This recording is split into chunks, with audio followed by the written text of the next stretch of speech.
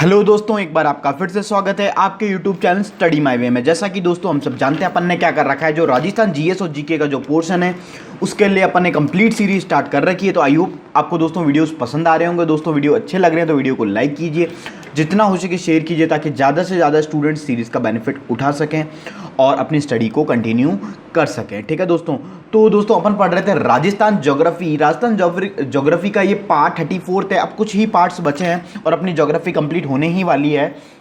और इसके बाकी के जितने भी वीडियोस हैं वो आपको प्लेलिस्ट में जाके मिल जाएंगे। Rajasthan GS GK for JEN करके प्लेलिस्ट है, वहाँ से आप वीडियोस देख सकते हैं। और टेस्ट सीरीज़ के भी वीडियोस हैं, ऑनलाइन टेस्ट सीरीज जीएस के लिए, तो वो भी आप अटेम्प्ट कर सकते हैं। तो आई होप दोस्तों आपको ये सब पसंद आ रहा होगा, और पसंद आ रहा है तो वीडियो को लाइक ज़रूर कर दीजिए। ठीक है, और चैनल को सब्सक्राइब कर लीजिए ताकि आप घर बैठे अच्छी स्टडी कर सकें। ठीक है, तो अपन पढ़ रहे थे दोस्तों राजस्थान ज्योग्राफी के अंदर मैं बात करूं तो अपन क्या कल जो अपन ने लास्ट टॉपिक स्टार्ट किया था, दैट इज बंगाल की खाड़ी नदी तंत्र। ये टॉपिक अपन ने स्टार्ट किया था। तो वह नदियां जो प्रत्यक्ष से अप्रत्यक्ष रूप से अपना जल कहाँ ले जाए, बंगाल की खाड़ी में ले जाए, वो कौन सी तंत्र के अंदर जाएगी, बंगाल की खाड़ी नदी तंत्र में। यहाँ पे किसका निर्माण होता है, डेल्टा का, एस्चुरी का। डेल्टा का निर्माण होता है, कितना परसेंट है, 24% टोटल अफवाह का यहाँ पे गिरती है। दो मैंने प्रमुख नदियां बताई थी आपको, चंबल और बाण गंगा। चंबल की कुछ मैंने सहायक बताई थी, जैसे बनास, बामनी, कुराल, सीप, पार्वती, काली सिंध। फिर बाण गंगा की नहीं बताई थी, तो बाण गंगा सिंगल ही है। ठीक है, तो अपन सबसे पहले आज स्टार्ट करते हैं अपने टॉपिक में, दैट इज बाण गंगा नदी। तो स्टूडेंट जितने भी हैं आप लोग, आई होप आप लोगों ने सब पहले की वीडियोस को आप रिवाइज कर रहे होंगे। जो आपके नोट्स बन रहे हैं बहुत ही इंपॉर्टेंट नोट्स हैं दोस्तों। आप खुद कंपेयर कर पाओगे, जितने भी लोग पढ़ रहे हैं ना, वो किसी और कोचिंग के या फिर कहीं से भी उन्होंने पढ़ा हो, कोचिंग से पढ़ा हो, बुक से पढ़ा हो, आप एक बार कभी कंपेयर करके देखना। और जो आप अपना कंटेंट देखोगे ना और उनके कंटेंट में रात दिन का फ़र्क देखोगे ना, इसलिए आप बिल्कुल निश्चिंत होकर पढ़ते रहिए। कंटेंट बहुत ही अच्छा है और इससे बाहर कुछ जाने वाला नहीं है। अब मैं आपसे एक स्टेप आगे के लिए प्रिपेयर करवा रहा हूँ, लेकिन पीछे नहीं है ना। तो अपन पढ़ते हैं बाण गंगा नदी। ठीक है, तो बाण गंगा नदी के बारे में सबसे पहले वही नाम काम करेंगे अपन, इसके उपनाम। तो उपनाम देखिए, अर्जुन की गंगा,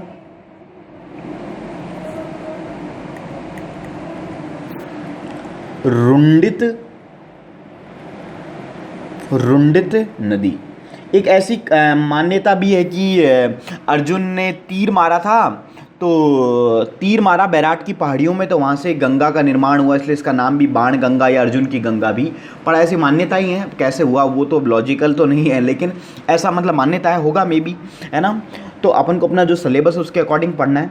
तो बाण गंगा के उपनाम क्या है, अर्जुन की गंगा या फिर रुंडित गंगा। ठीक है, इसका अपन डायग्राम बनाएंगे, तो बनाइए दोस्तों। तो यह निकलती है दोस्तों आपके बैराट की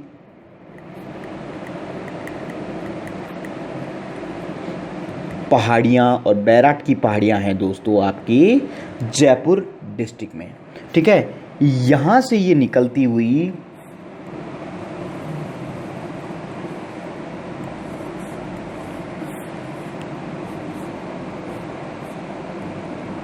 निकलती है, कहाँ से निकलती है दोस्तों, जयपुर डिस्ट्रिक्ट से निकलती है। और यमुना नदी जो है अपनी आगरा यूपी में जाके मिल जाती है। कहाँ पे मिलती है, यमुना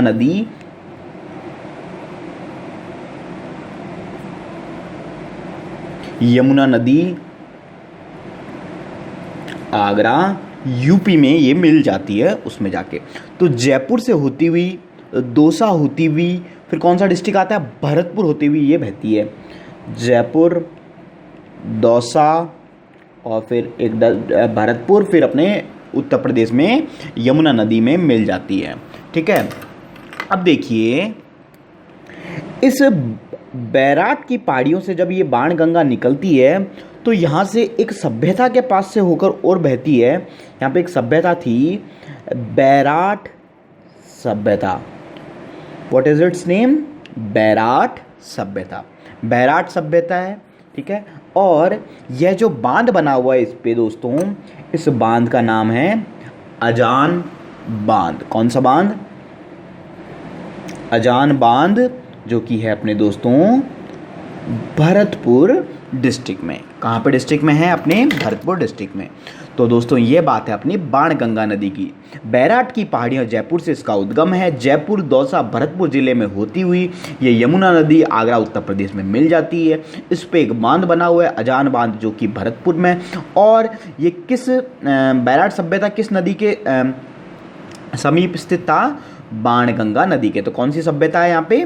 बैराट सभ्यता। तो ये बात हो गई दोस्तों बाणगंगा की। तो पहले आप एक बार ये बना लीजिए।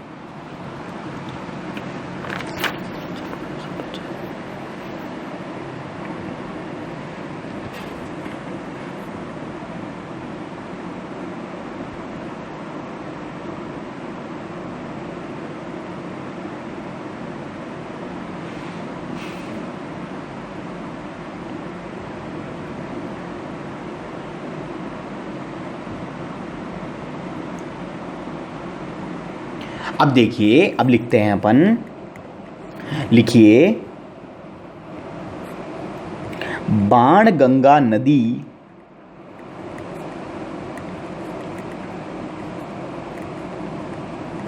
के किनारे जयपुर में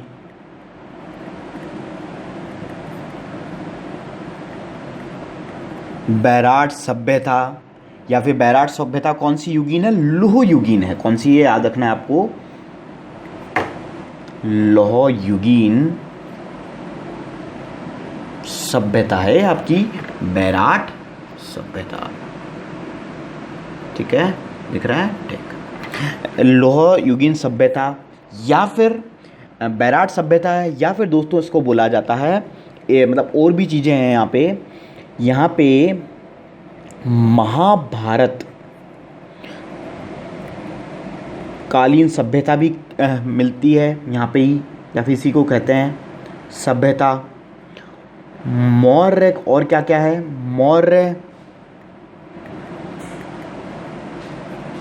कालीन सभ्यता, और क्या क्या है? अशोक का भाब्रू शिलालेख। कौन सा? ये इंपॉर्टेंट है दोस्तों। अशोक का भाब्रू शिलालेख किस नदी के समीप है? तो दोस्तों वो है बाणगंगा। अशोक का भाब्रू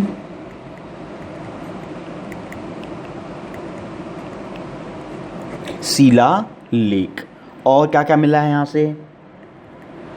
शंख लिपि मिली है दोस्तों यहाँ से। ठीक है, और क्या क्या मिला है? बौद्ध स्तूप मिले हैं,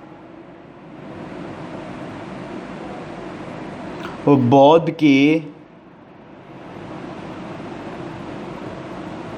गोल, और क्या क्या मिला है? बौद्ध के गोल मंदिर के अवशेष भी मिले हैं। कहाँ से? यहीं से, बाणगंगा के समीप बौद्ध के गोल मंदिर के अवशेष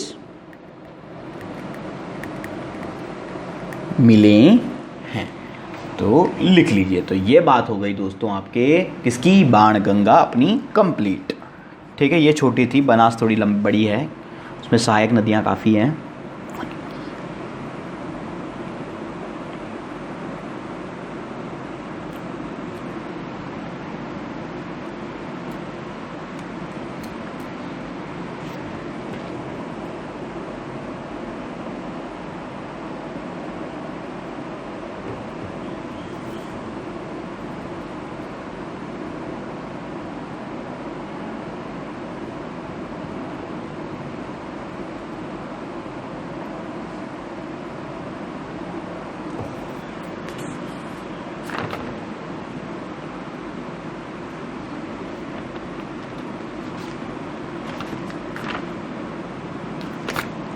ठीक है, लिख लिया होगा आपने।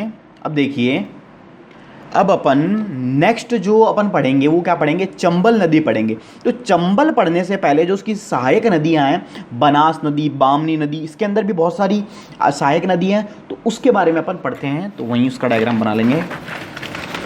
अगर आपके पास पेज है तो आप उसी में रहिए ना, थोड़ा सा डायग्राम बनाना पड़ेगा इसका। तो इसका नेक्स्ट हेडिंग डालिए बनास नदी। कौन सी नदी? बनास नदी। पहली नदी यही थी ना, बनास नदी, सहायक किसकी? चंबल में। तो देखिए सबसे पहले मैं बात करूं इसके उपनाम की, तो दोस्तों इसका उपनाम है वन की आशा। वन की आशा इसका उपनाम आपको मिलता है। ठीक है, सबसे पहले मैं बात करूं तो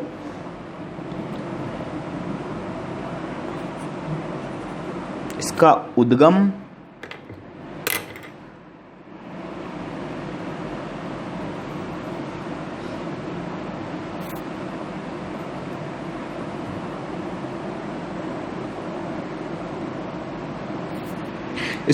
उद्गम है दोस्तों आपके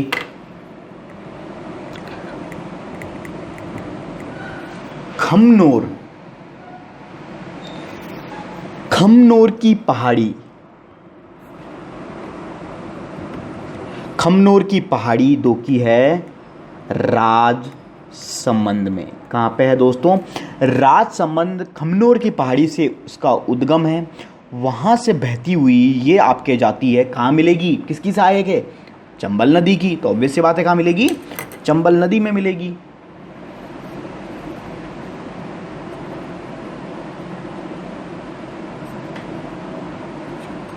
चंबल नदी में ये आपको मिल जाती है। ठीक है, अब देखिए एक एक पॉइंट्स की अपन बात करते जाएंगे। सबसे पहले नीचे से बात करते हैं अपन। तो यहाँ पे एक बांध बना हुआ एक परियोजना है जिसका नाम है दोस्तों नंद समंद परियोजना। What is its name? Nand Samand परियोजना। ठीक है, ये बात हुई। फिर देखो यहाँ पे कुछ इसके अंदर सहायक नदियाँ आके मिलती है, कुछ संगम टाइप बनता है। तो कौन कौन सी नदियाँ है इसके अंदर? यहाँ से एक नदी मिली और यहाँ से एक नदी और आके मिली।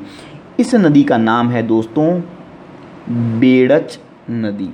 क्या नाम है? बेड़च नदी। बेड़च नदी। और यहाँ से नदी मिलती है इसमें दोस्तों मेनाल नदी। ठीक है, मेनाल नदी। और ये दोनों आके मिलती है यहाँ पे। इस जगह का नाम है बिंगोद। जगह है भीलवाड़ा डिस्ट्रिक्ट में। कहाँ पे आके मिलती है दोनों? बिंगोद, भीलवाड़ा में। और यहाँ पे एक जलप्रपात है, एक वाटरफॉल है, मेनाल जलप्रपात। काफ़ी फेमस जलप्रपात है। तो वो कहाँ पे है दोस्तों? ये जो मेनाल नदी है इसमें मिलने से पहले यहाँ पे एक जलप्रपात है, निर्माण होता है। तो मेनाल जलप्रपात कहाँ है? इस मेनाल नदी पे है। तो ये भी आपको ध्यान रखना है। तो इसकी बात हो गई। ठीक है, और साथ ही साथ यहाँ पे एक सभ्यता है। और सभ्यता कौन सी है दोस्तों? वो सभ्यता थी आहड़ सभ्यता। कौन सी सभ्यता है? आहड़ सभ्यता। ठीक है, तो ये बात हो गई इतनी। नंद समंद परियोजना, बिंगोद में आके बेड़च और मेनाल मिल रही है, मेनाल जलप्रपात है। और ये यहाँ पे आपका क्या है? आहड़ सभ्यता। ठीक है, फिर आगे की तरफ चलते हैं।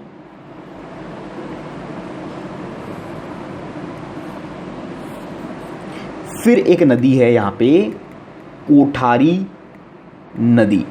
कोठारी नदी आके मिलती है यहाँ पे। और इसके बीच में एक बांध बना हुआ है जिसका नाम है मेजा बांध। कौन सा बांध? मेजा बांध। और यहाँ पे एक सभ्यता बसी हुई थी जिसे बोलते हैं बागोर सभ्यता। कौन सी सभ्यता? बागोर सभ्यता। तो ये बात हो गई कोठारी नदी की। फिर आगे चलते हैं तो दोस्तों जो काफ़ी फेमस परियोजनाओं में से एक है बिसलपुर परियोजना। वो बिसलपुर जो परियोजना है वो कौन सी नदी पे है दोस्तों?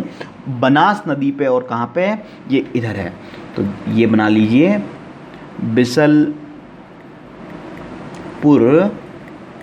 परियोजना। ठीक है, बिसलपुर परियोजना। अब देखिए बिसलपुर परियोजना के बाद दो नदियां आके मिलती है देवली जगह में। तो एक नदी है दोस्तों ये यहाँ आके मिली और एक नदी है यहाँ से। यह नदी है आपकी खारी नदी। और खारी नदी पे एक बांध बना हुआ है। इस बांध का नाम है नारायण सागर बांध। कौन सा बांध? नारायण सागर बांध। ठीक है, ये यहाँ से आके मिली खारी और सेम संगम बनाएगी इधर और यहाँ पे आके मिलती है डाई नदी। कौन सी नदी? डाई नदी। ठीक है, कौन से पॉइंट पे? ये इस पॉइंट पे। और इस पॉइंट का नाम है दोस्तों आपका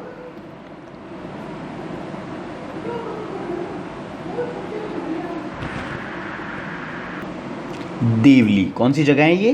देवली पे आके कौन सी मिल रही है? खारी और डाई मिल रही है। फिर आगे चलते हैं दोस्तों। फिर एक नदी आपके इधर से आती है इस तरीके से और इस नदी का नाम है मोरेल नदी। ठीक है, और मोरेल नदी पे एक बांध बना हुआ है जिसका नाम है मोरेल परियोजना। कौन सी परियोजना? जो इसका नाम है वो इसके नाम हो गया मोरेल नदी पे। कौन सी परियोजना? मोरेल। तो वो यहाँ आके मिल गई। देन यहाँ पे एक बांध बना हुआ है, काफ़ी फेमस परियोजना। ये अपन ने परियोजनाओं में पढ़ रखा है।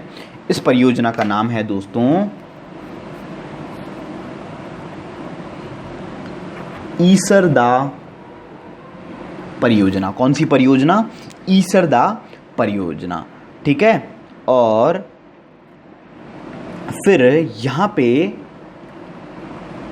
एक नदी आके मिलती है लास्ट पॉइंट जहाँ पे ये जब चंबल में मिलने वाली होती है इस जगह सीख है ना। और इस नदी का नाम है दोस्तों सीप नदी। कौन सी नदी? सीप नदी। ठीक है, और ये जो सीप नदी है और जो बनास नदी जब चंबल में मिलती है तो तीनों का एक तरीके से संगम टाइप बनता है। तो यह जो लोकेशन है यह है आपकी रामेश्वर सवाई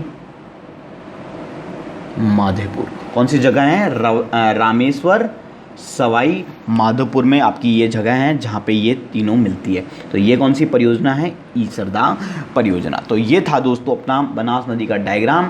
तो इसको आप एक बार बना लीजिए आराम से।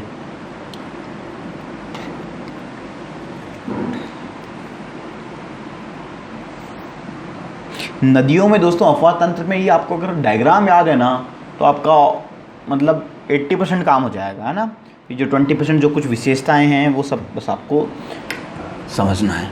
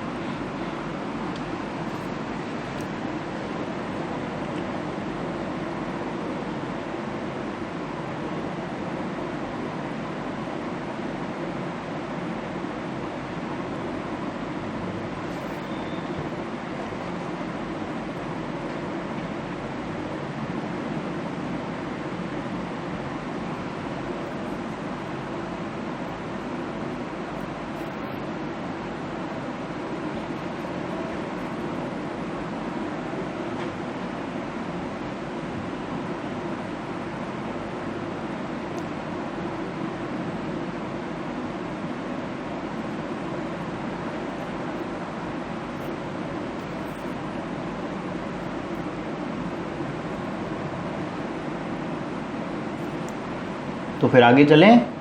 ठीक है, तो आई होप आपने बना लिया होगा। ठीक है, आगे चलते हैं। अब जो जो चीज़ें पढ़ी है उन्हीं को अपन लिखने की कोशिश करेंगे। क्या पढ़ा है अपन ने? बनास नदी पढ़ा है। अब उसके बारे में जो जो चीज़ें हैं उसको अपन लिखते हैं।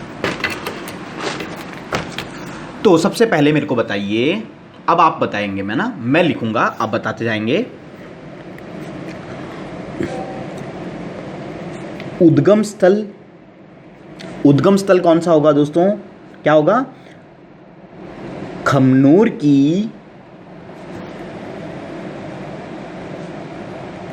पहाड़ियां, राजसमंद। खमनोर की पहाड़ियां, राजसमंद। प्रवाह क्षेत्र मेरे को बताइए, प्रवाह क्षेत्र कौन कौन से डिस्ट्रिक्ट से होती हुई जाएगी? तो दोस्तों सबसे पहले राजसमंद, ऑब्वियस सी बात है, राजसमंद से निकल रही है। देन राजसमंद के बाद ये चित्तौड़गढ़ में बहती हुई जाती है, Chittorgarh. Then Bhilwara, then Ajmer, then Tonk, और लास्ट फाइनल है कौन सा? कहाँ पे मिल रही थी? सवाई माधोपुर में ना, सवाई माधोपुर में। ठीक है, सवाई माधोपुर, ये बात हो गई।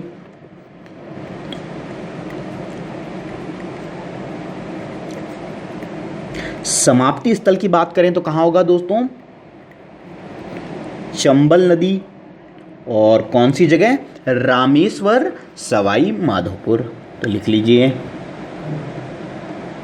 रामेश्वर, सवाई माधोपुर। ठीक है, ये तो बात हो गई इसकी समाप्ति स्थल की। फिर बात करें कुल लंबाई की, तो दोस्तों इसकी कुल लंबाई है 480 किलोमीटर। कितनी किलोमीटर? 480 किलोमीटर। ये तो हो गई इसकी कुल लंबाई। फिर बात करें राजस्थान में लंबाई, तो कितनी होगी? आप मेरे को बताइए। इतनी की इतनी तो होगी, ये तो राजस्थान से निकल रही है, राजस्थान तक ही जा रही है, रामेश्वर सवाई माधोपुर में जाके मिल जा रही है ना। इसका फाइनल पॉइंट समाप्ति स्थल सवाई माधोपुर है, तो कितनी होगी? 480 किलोमीटर। ठीक है, और विशेषताओं की अब बात करते हैं कि ठीक है, अब मेरे को बताइए, इसकी पहली विशेषता ये है, मैं बताता हूँ आपको। ये लिख लिया? ठीक है, अब देखिए, बनास नदी एक ऐसी नदी है जो पूर्णतः है, मतलब टोटली कहाँ फ्लो कर रही है? राजस्थान में बहने वाली सबसे लंबी नदी है। ठीक है, तो लिखिए बनास नदी पूर्णतः राजस्थान में बहने वाली सबसे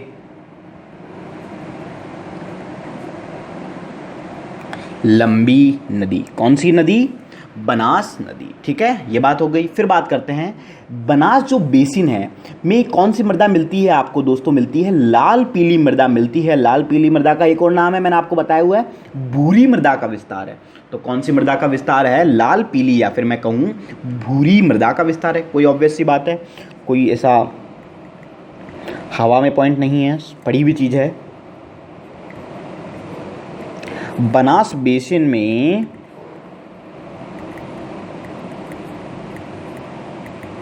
लाल पीली मृदा, या ब्रैकेट में लिख लीजिए भूरी मृदा का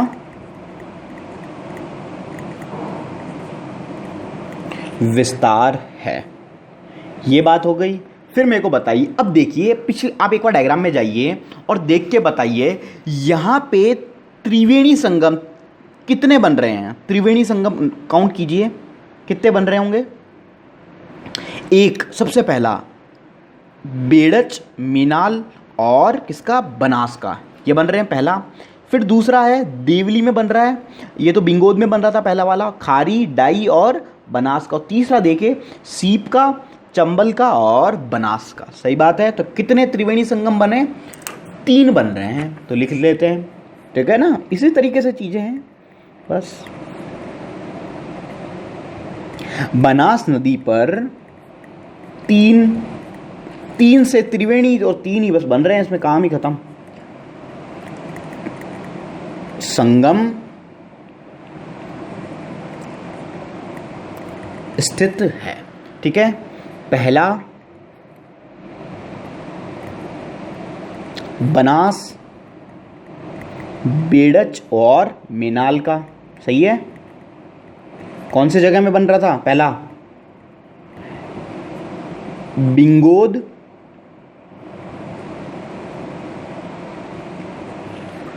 बिंगोद, भीलवाड़ा। दूसरा बनास, खारी और डाई। ये कहाँ बना रही थी? देवली। देवली दोस्तों है टोंक डिस्ट्रिक्ट में, वहाँ नहीं लिखा है तो वहाँ भी लिख सकते हो अपना, देवली टोंक में है। और तीसरा जो लास्ट पॉइंट है अपना इसका, बनास, सीप और चंबल नदी कहाँ पे बना रही है? रामेश्वर,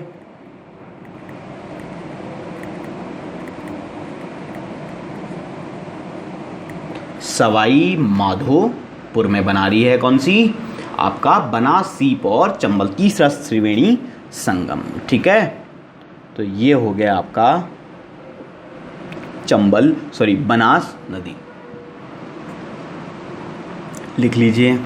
अब आई होप आपका कोई क्वेश्चन छूटने वाला नहीं है इस बनास नदी से। ठीक है, इतना डिटेल में कोई अफवाह तंत्र नहीं करवाता है, लेकिन हम फिर भी कर रहे हैं ताकि आपका कोई भी क्वेश्चन नहीं छूटे और आप अच्छे से अच्छा स्कोर कर सके। इसमें एक क्वेश्चन आना श्योर होता ही है, अब ऑब्वियस सी बात है। अब बात करते हैं दोस्तों। ठीक है, लिख लिया होगा, नहीं लिखा हो तो पॉज करके लिख लीजिएगा। अब देखिए, अपन ने जो बनास नदी की जो सहायक नदियाँ पढ़ी थी उनके बारे में भी अपन बात करते हैं। जैसे सबसे पहली अपन ने पढ़ी थी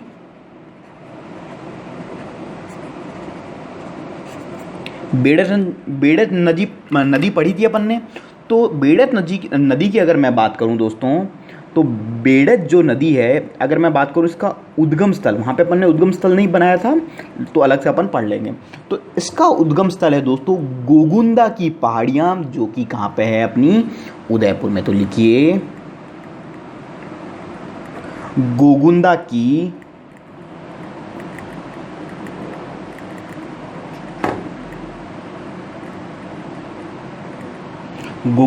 पहाड़ियाँ उदयपुर। कहाँ पे? गोगुंदा की पहाड़ियाँ।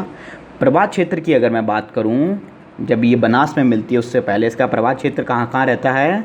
तो दोस्तों उदयपुर में होती हुई, फिर ये चित्तौड़गढ़ से होती हुई भीलवाड़ा तक इसका प्रवाह क्षेत्र है आपके बेड़च नदी का। ये तो हो गया इसके प्रवाह क्षेत्र की बात।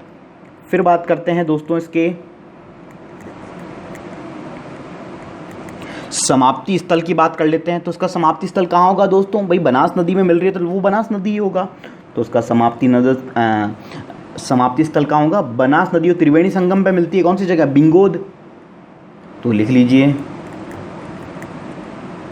बिंगोद, और कई बार भिंगोद भी बोला जाता है ना, तो इसमें कंफ्यूज मत होना आप, भीलवाड़ा में। ठीक है, बिंगोद भीलवाड़ा। ये हो गया इसका समाप्ति स्थल। ठीक है, ये तो बात हो गई। फिर मैं बात करूं बेड़त नदी का जो प्रारंभिक नाम था वो दोस्तों आपको मिलता है आहड़ नदी। कौन सी नदी दोस्तों? आहड़ नदी। ऐसा क्यों है? क्योंकि ये आहड़ जो सभ्यता थी उसके पास में ही थी। ठीक है, तो इसलिए इसका आहड़ नदी भी इसका नाम मिलता है, प्रारंभिक नाम, जो उदयपुर में उदय सागर झील में गिरने के पश्चात बेड़त के नाम से जानी जाती है ना। तो इसका जो पहले नाम है, मतलब शुरुआती जब ये बहती है, अभी भी इसको ऐसा ही तरीके से कहते हैं, प्रारंभिक नाम तो आहड़ कहते ही थे। जो उदयपुर में क्या होता है, उदय सागर झील में जब ये गिरने के पश्चात, मतलब उदय सागर झील है जो, उसके अंदर जब ये गिर जाती है, नदी मिल जाती है, उसके बाद से इसको बेड़च भी कहना स्टार्ट कर देते हैं। तो अभी भी इसको कई जगह आहड़ ही कहते हैं, और कहाँ से पहले, उदय सागर झील से पहले इसको आहड़ भी कहा जाता है। तो लिख लीजिए इस पॉइंट को, एक तरीके से विशेषता है ये आपकी। उदयपुर नहीं लिखिए, बेड़च नदी ना, बेड़च नदी का प्रारंभिक या शुरुआती नाम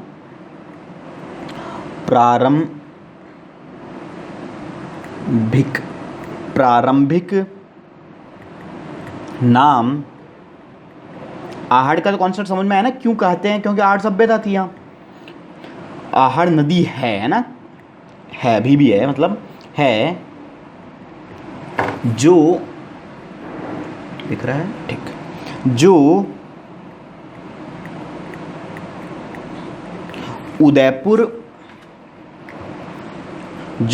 उदयपुर में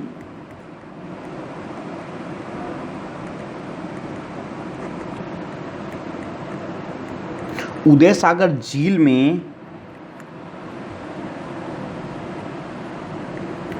गिरने के पश्चात किस नाम से जानी जाती है? बेड़च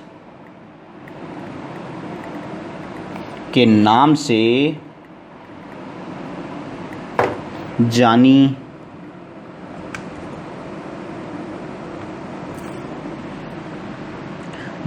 जाती है। कौन सी नदी आपकी? बेड़च नदी। ठीक है, लिख लीजिए इतना, फिर आगे बात करते हैं।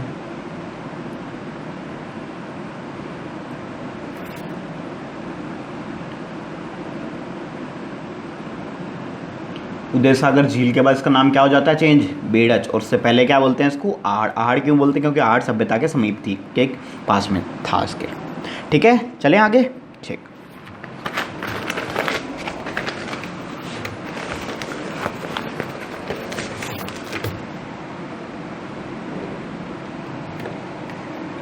अब देखिए बेड़च नदी और इसकी जो सहायक नदी है, इसकी सहायक नदी है गंभीरी नदी। गंभीरी नदी के किनारे जो अपना फेमस दुर्ग है, वो दुर्ग है चित्तौड़गढ़ दुर्ग स्थित है। तो किस नदी के किनारे? बेड़च नदी। तथा इसकी जो सहायक नदी, मतलब ऑब्वियस सी बात है, कोई भी नदी होती है उसकी भी सहायक नदियाँ होती है ना, जैसे मान लें बड़ी, फिर उसकी सहायक नदी छोटी, फिर उसकी सहायक नदियाँ, इस तरीके से होती है। तो बेड़च नदी और उसकी सहायक नदी कौन सी है? गंभीरी नदी के किनारे कौन सा है? चित्तौड़गढ़ दुर्ग। तो लिखिए बेड़च नदी तथा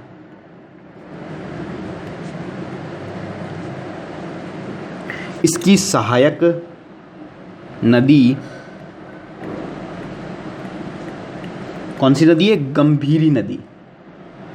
गंभीरी नदी के किनारे कौन सा दुर्ग है? चित्तौड़गढ़।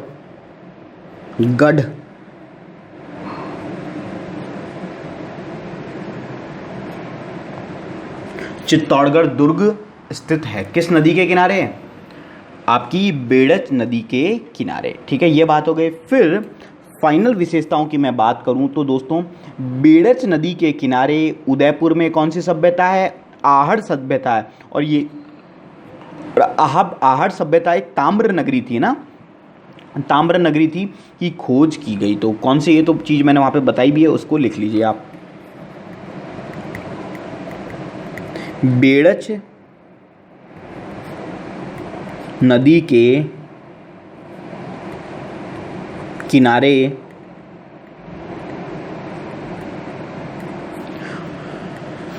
उदयपुर में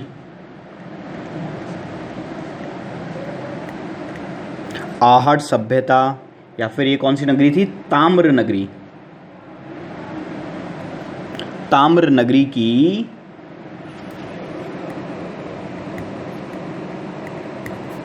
खोज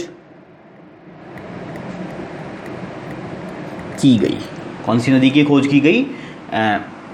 नदी की खोज नहीं, आहड़ सभ्यता की खोज की गई।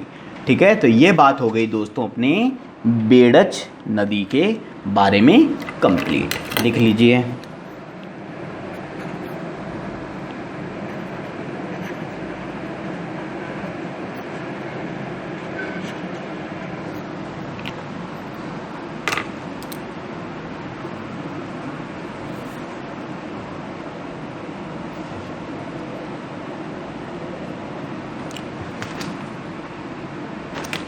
अब अपन बात करते हैं दोस्तों, आगे चलते हैं मेनाल नदी के बारे में। मेनाल थी सहायक नदी किसकी? बनास की। तो सबसे पहले वही बात, उद्गम स्थल।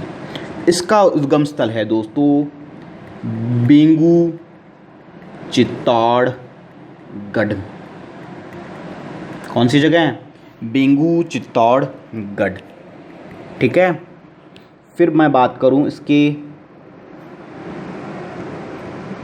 प्रवाह क्षेत्र की, तो प्रवाह क्षेत्र है दोस्तों इसका चित्तौड़गढ़ डिस्ट्रिक्ट और देन भीलवाड़ा में इसका फाइनल है। तो क्या हो गया? चित्तौड़गढ़ और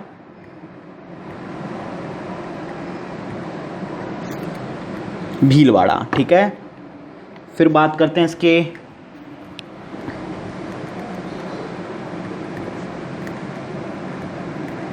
समाप्ति स्थल।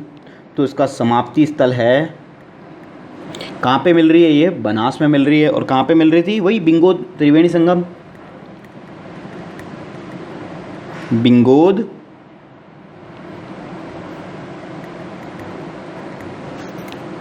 भीलवाड़ा। ठीक है, फिर इसकी विशेषताओं की अगर मैं बात करूं दोस्तों, तो मेनाल नदी भीलवाड़ा में मेनाल जलप्रपात का निर्माण करती है। वो मैंने चीज़ आपको वहाँ पे बताई भी थी, वही चीज़ लिख लीजिए बस। मेनाल नदी भीलवाड़ा में है ये जलप्रपात। ठीक है, याद रखना, भीलवाड़ा में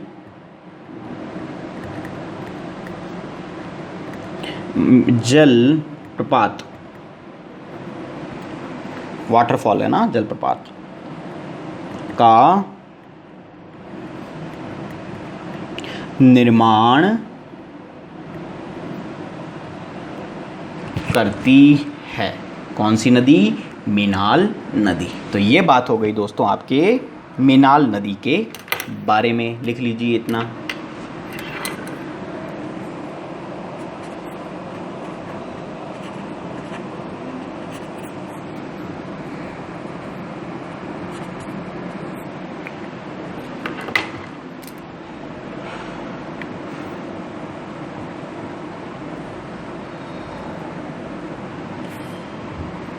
आगे चलते हैं।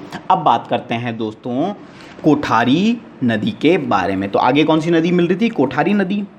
तो सबसे पहले इसकी उद्गम स्थल के बारे में बात कर लेते हैं। तो दोस्तों इसका जो उद्गम स्थल है वो है दिवेर की पहाड़ियाँ, राजसमंद डिस्ट्रिक्ट से। दिवेर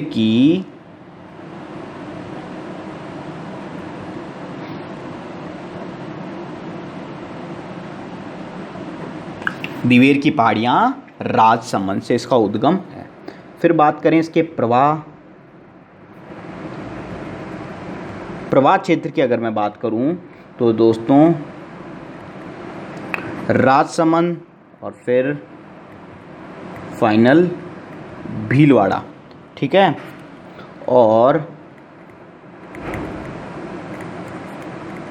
समाप्ति स्थल कहाँ होगा इसका? बनास नदी ही होगा। ठीक है, और जगह कौन सी है जहाँ पे मिलती है बनास नदी में? तो वो है दोस्तों इसका नंदराय, एक जगह है भीलवाड़ा में।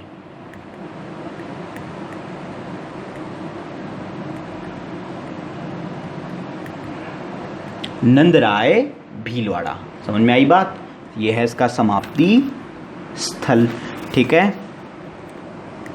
फिर मैं बात करूं भीलवाड़ा की कुछ कोठारी नदी की विशेषता। तो दोस्तों कोठारी नदी के किनारे भीलवाड़ा में मध्य पाषाण कालीन एक सभ्यता थी, उसका नाम था बागोर सभ्यता। क्या नाम था? याद रखना है आपको। बागोर सभ्यता की खोज की गई, जहाँ से अब इस बागोर सभ्यता से अपन को क्या मिला? बागोर सभ्यता से अपन को पशुपालन के प्राचीनतम अवशेष मिले हैं।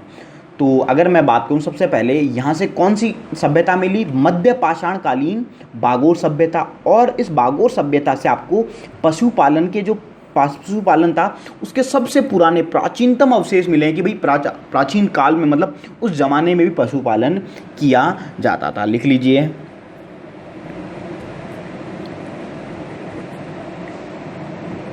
कोठारी नदी के किनारे भीलवाड़ा में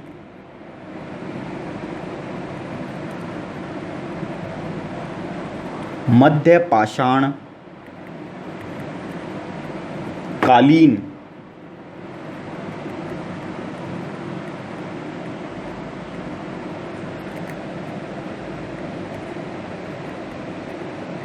की खोज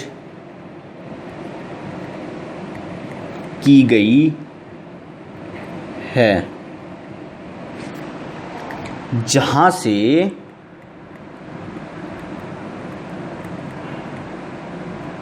पशुपालन के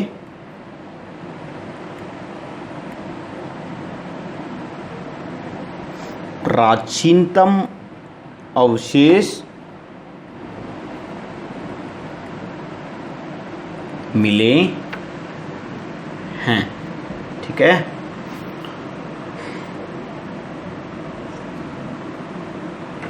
लिख लीजिए।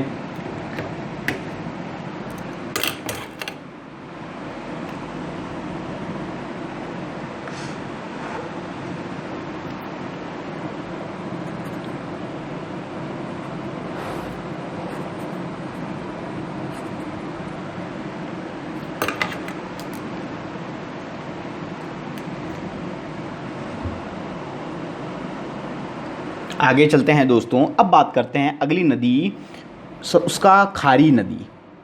खारी नदी की अगर मैं बात करूं दोस्तों, उद्गम स्थल, तो दोस्तों इसका जो उद्गम स्थल है वो है विजराल ग्राम की पहाड़ियाँ राजसमंद। कहाँ से है? विजराल ग्राम की पहाड़ियाँ राजसमंद। तो लिखिए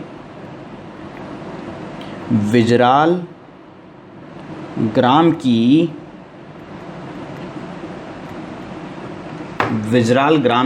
पहाड़ियाँ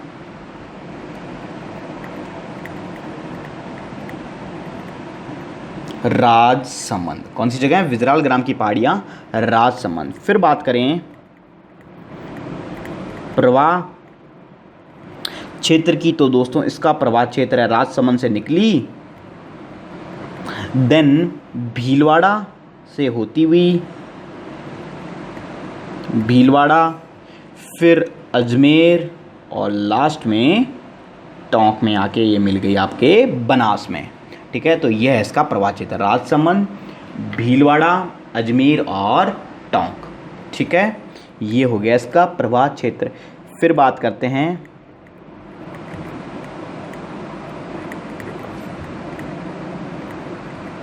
समाप्ति स्थल के बारे में। तो दोस्तों कहाँ मिल रही है? बनास नदी में मिल रही है, ऑब्वियस सी बात है। और कौन सी जगह है वहाँ पे भी मैंने बताया है आपको, देवली। कौन सी जगह है? देवली, टोंक। ठीक है, तो यह बात हो गई दोस्तों खारी नदी के बारे में। तो लिख लीजिए इतना आप।